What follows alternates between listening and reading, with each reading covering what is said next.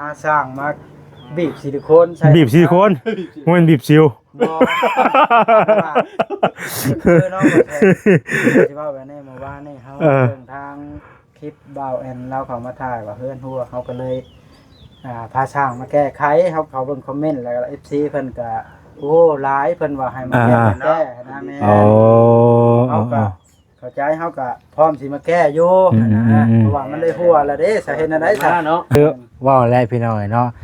ก็ทางเฮาเข้ามากะบางสิ่งบางอย่างเฮาก็บ่ฮู้สินะบ่ปอดคือทางเฮาก็คือกันน่ะทีมงานเฮาคือกันน่ะเนาะอันใดที่ว่าคำว่าคำจาใดที่ว่าเฮาบ่ฮู้สินะว่าผิดพลาดจังไดก็ขอโทษขออภัยนํคือกันเนาะเพียงกันคักปานหยังบัดนี้เนาะสบายดีน้องโดยไม่งั้นบัดนี้บ่จกร้อนโอ้ยใช้งานหลายบ่จกจนร้อนเนาะจะอยู่บ่เอากระแทกใช่ปั๊บนาของมาเลยพี่น้องสบายดีเด้อน้องมาหอดตะดนนะบ่มาหอดตะดนเลยพี่น้องเลยมันจะได้สร้างเป็นเมื่อเลยได้เรียบร้อยเดี๋ยวแล้วเนาะ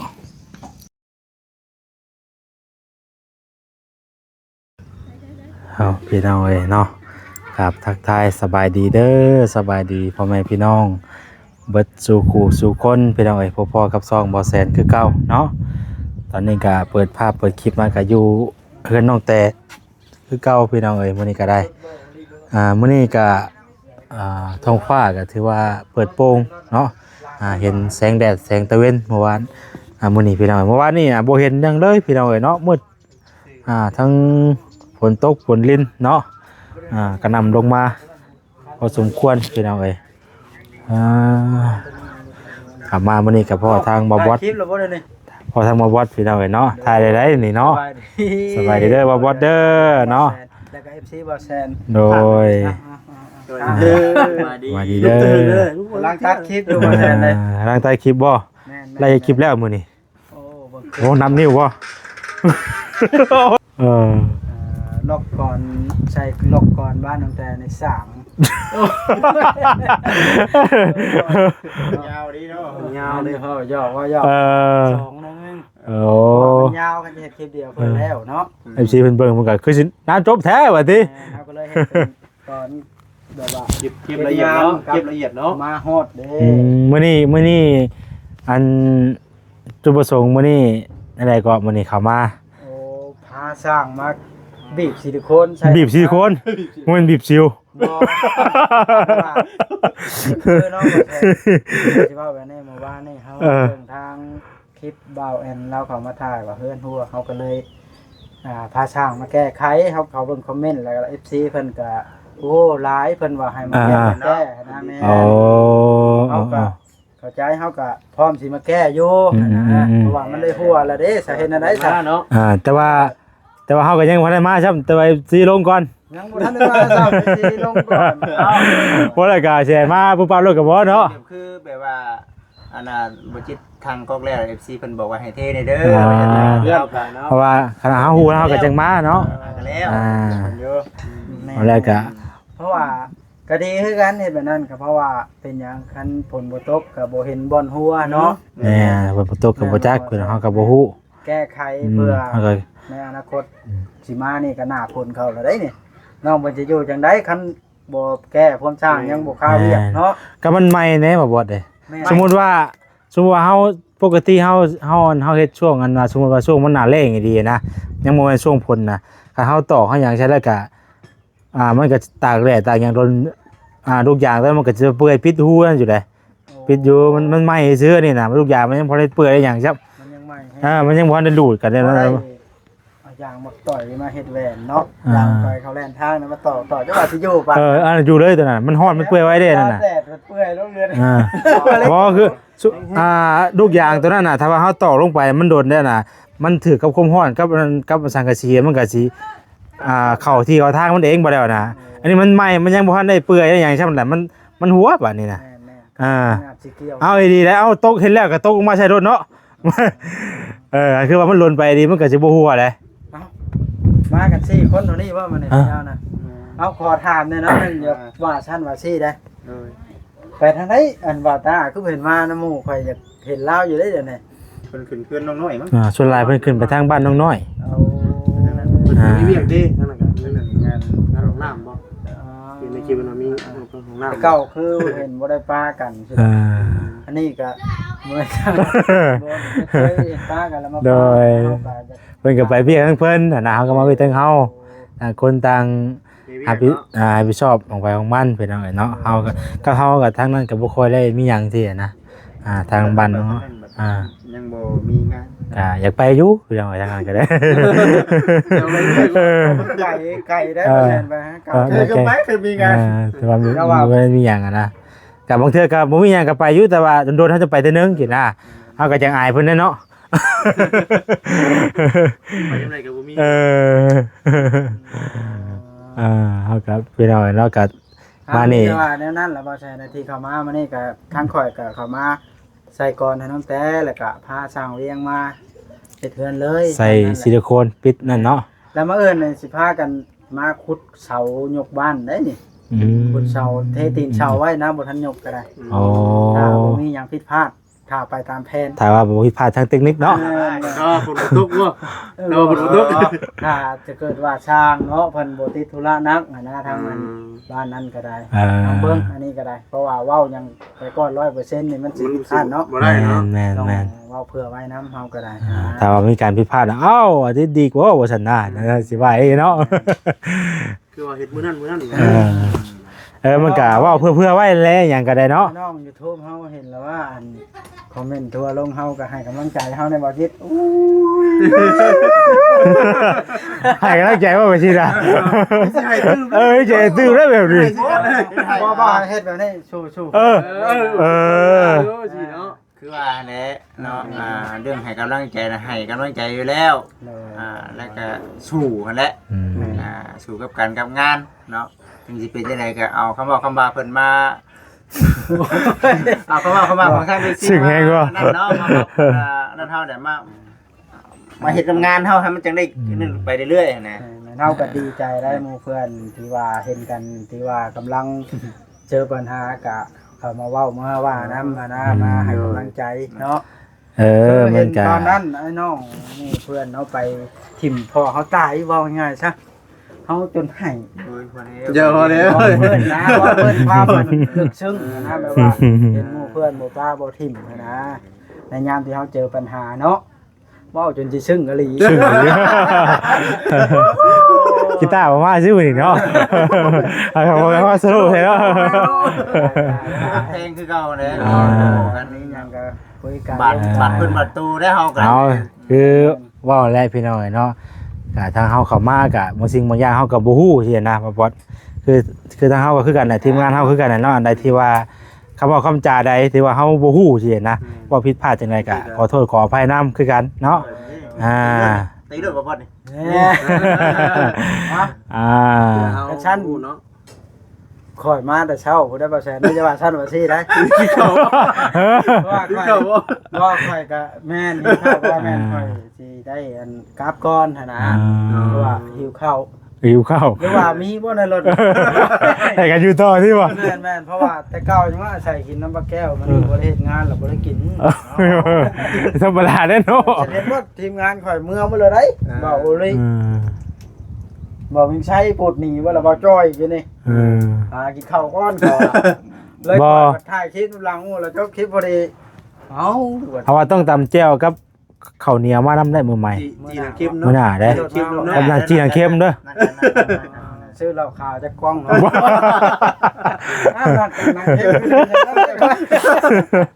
พอได้มันเอากินไปปั้นไปก่อนนะ บอกไว้เด้อมือนี่ข่อยสิเอาหลอกกระเจียวมา เอาพล มื้ออื่นปู มือนี่เนาะเด้อมือนะ ตดแห้งขึ้นเทื่อน้องแต่น้องแต่มีปูปลาลาบม่วงให้กินนกเจียวสิบ่เป็นมันบ่ เอามื้อใหม่ซะติบ่วัด เอามื้อใหม่ซะ มื้อเอามา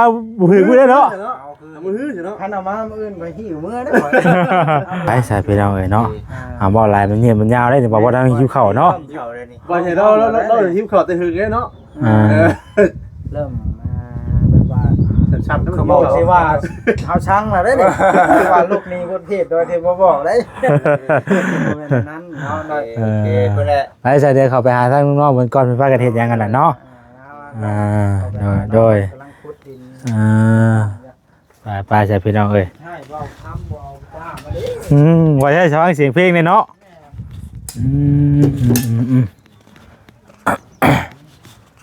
พี่น้องไอ้เบิ่งก่อนบาดนี้โอ้เป็นจังป้างบาดนี้เนาะทางน้องเพิ่นน้องบอยแล้วอันกุดปั๊บหน้าดงหน้าดินพี่น้องเอ้ยใกล้สิแล้วเลยตัวนี่บาดนี้เพียงกันคักปะยังบาดนี้เนาะสบายดีน้องโดย ไม่งั้นบัดนี้บักจุกร้อนโอ้ยใช้งานหลายบักจุกจนร้อนเนาะ จะอยู่บ่เอากระแทกใช่ปั๊บหน้าดินพี่น้องเอ้ยมือนี่ขึ้นเทือนได้มือนี่เนาะขึ้นเทือนใหม่ได้มือนี่ ติดตามเบิ่งบรรยากาศน้ำกันพี่น้องเนาะว่าสิอบอุ่นจังใดคือเป็นงงแงกแถบบาทนี่เนาะมีผ้าบ่ฝ้ามีบ่มีดเอามีดมาเฮ็ดลิ้นใช่ไหมก็ได้มันบ่อยู่มันต้องคัดหน่อยนึงมีมีดบ่น้องแต่มีมีดบ่มีใหญ่นี่แหละ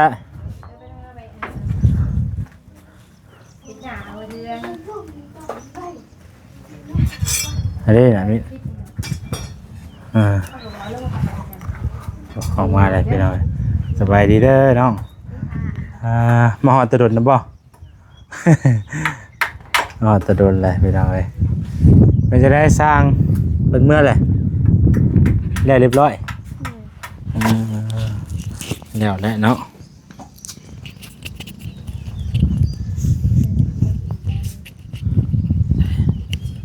เอาซิลิโคนได้ป่ะไอ้บ่บาดนี่ใส่งานลายจกจนร้อนเนาะ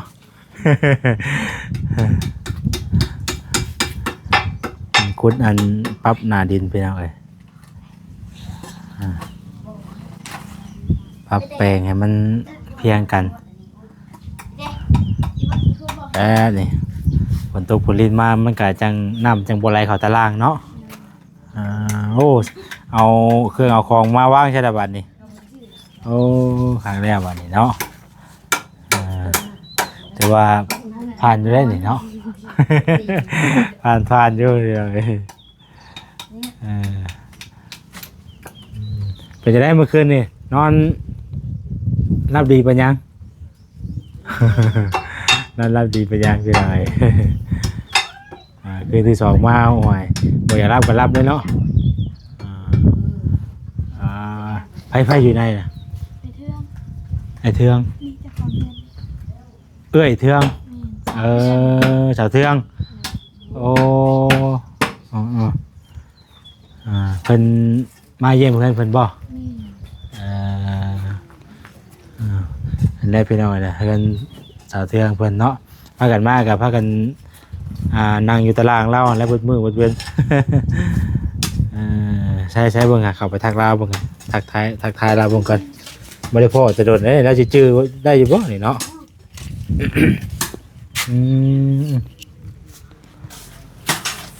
สบายดีเฮ็ดหยังนั่น เอาพูดมาไปซื้อเพอเท่ากันนะสาวเทืองพี่น้องเนาะโอ้คือผู้งามกูเก่าละบาทนี่ขอบใจนะแม่เอาบ่ได้มานอนอยู่นี่บ่เดี๋ยวนี้ไปอยู่ไสอยู่เรือนน้าสาว อยู่น้าสาวลูกเต้าได้จ้ะอยู่ถ่าลูกมาถ่ายลูกมาลูกไปเห็นงานอยู่บ้านเพลงโอ้ไปเฮ็ดงานหยังเฮ็ดปลูกยาโอ้จักปีแล้วลูกผู้ใหญ่ก็16 ปี16 ปีแล้วไปให้เวียกให้งานเด้อเนาะผู้ที่2 15 14 อยู่บ้านเจ้าเนาะนึกว่าบ่ได้มาแต่โลนแล้วเอามาวันนี้เจ้าของเฮือนเอาไปจังไดเด้วะชื่อเขาได้อยู่บ่ จื้อได้อยู่กินบ่จื้อได้ใช้แว่นมันจะก็ว่าไปแล้วเขียนนั่นก็บ่ทันเขียนนี่ก็บ่ทัน เคยอยู่เนาะแต่ก่อนน่ะก็เคยซื้อข้าวซื้อน้ำมาให้เพิ่นอยู่พี่น้องเนาะ ก็เดียวว่าบ่จื้อได้เจ้าใส่แว่นนี่ บ่จื้อ เขียนนี่ก็บ่ทัน พี่น้องว่าจอบเฮือนบ่ เลยมาเอายากิน เอ้าคือมาเอาอยู่นี่ เอ้า ไปไว้นี่บ่ ซื้อนั้นมันเบิดแล้วก็มาเอาใหม่ อ๋อ เพราะว่าซื้อไว้เด้ มาเอายาพี่น้องเนาะแต่ละมื้อก็เนี่ยก็มีอยู่อันนี่แหละหลายคู่หลายคนอยู่ นั่งดินอยู่ตะดุมตะล่างนั่นแหละ มื้อนี่ก็ขึ้นเฮือนน้องแต่มาอยู่แล้วว่ามื้อ มาเสียงง่ายเกิน4 โมงให้เพิ่นมานอนพี่ อืม ตอนแรก บอกนะบ่อันบาบุงบาบอกไอ้เบาไอ้หยัง มาบ่น่ะ เบาบอดเบาดีบอกเพิ่นนะบ่ บอกแล้ว ให้เพิ่นมายินดีนำการมื้อเอิ้นพี่น้องไอ้เนาะมื้อขึ้นเฮือนขึ้นศาลใหม่พอดีได้แจ้ง FC มื้อนี้เลยเนาะ เลย เป็นหยังก็มื้อนี้นะมื้อนี้วันที่25มื้อ26เนาะอืมเนาะเป็นตู้อยู่ป่ะครับเอาอย่างนอนละบาดนี่ อยู่ในอืม เอาในนั้นแหละเด้อ ก็บ่ได้มีอย่างใดพี่น้องเนาะมื้อนี้ก็มาเยี่ยมมายามมาดิดแล้วคือเก่าหั่นแหละแต่ว่าจิตเพิ่นมีเวียกอยู่มื้อนี้นะถ้าติดตามเบิ่งเพิ่นได้ว่าเพิ่นสิเอาหยังมาให้น้องเพิ่นมื้อนี้ก็ได้ใช่คือจังของมาอยู่หั่นแหละจักว่าจะแม่นหยังเนาะ ติดตามเบิ่ง เนาะเป็นยังไงคือแปลกๆเลยบัดดิฮะ แตกเลยได้เนาะ พี่น้องเอ้ย แตกคนได้เงินมา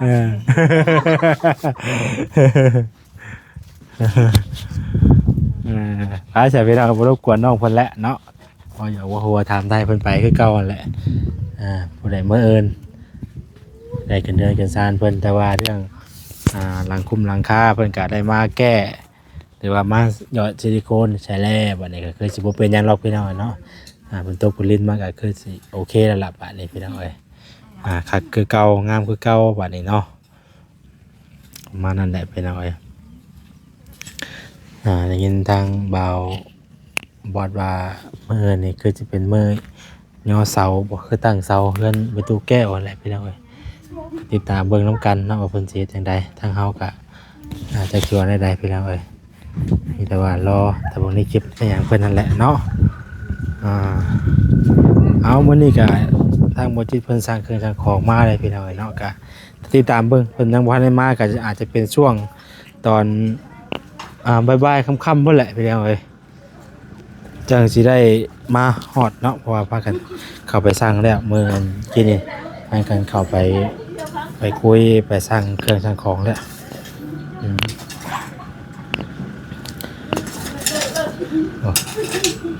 ถ้าน้องบอยแล้วก็บ่ได้อยู่ได้เช้าพี่น้องเพิ่นก็ปัดกวดตลอดเนาะเรือนชานก็ได้ ปัดกวดทำความสะอาดเพราะว่ามื้อนี่ก็เป็นมื้อขึ้นเฮือนแล้วบอสก้าวได้บ่นะโอเคโชคดีและทางปลอดภัย พาตกบ่เนาะฮะเอาโอ้ยฮะแม่นสิบ่เบิ่งมาผู้เดียวบ่น่ะให้ฉันนั่งอยู่ห่ะ ว้าวในตกใจแม่พระประจำรถคอยรถลายบ่ นี่บ่ว่ายาพุ่นน่ะเป็นหยังเนาะกันนี่น่ะธรรมดาแต่ว่าเพิ่นฮอดเลทไปจักเพิ่นฮอดเลทไปจัก แม่นบ่ เอาเพิ่นฮอดเลทแล้วเจ้าจอดตากก็เลทแล้ววันนี้มันกาวครัวได้บาดนี่ บ่มีห่มเนาะ เอาหยอกคิดได้บ่ว่าเด้อเดี๋ยวไปถือชายก่อนได้เด้อมีโทรนำบ่มีโทรนำบ่ สบายดีเท้า แต่งั้นสิเนื้อเป็นไรเนาะ เดี๋ยวโทรตามไปเลยพี่น้องบาดอีกเนาะ เป็นไร เดี๋ยวมองมาผู้เดียวก็ได้เนาะ